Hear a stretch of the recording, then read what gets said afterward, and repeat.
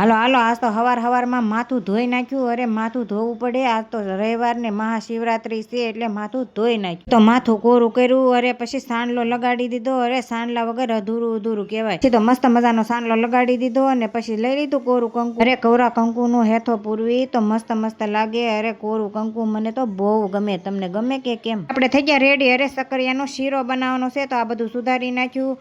પછી તો આ સકરિયાનો શીરો, આજ મહાશિવરાત્રી ત્યાં ભાઈ કાક નવું લાવ્યા. અરે મમ્મી હું બીલી લાવ્યો, મંદિરે જવાનું છે શંકરને સડાવવા.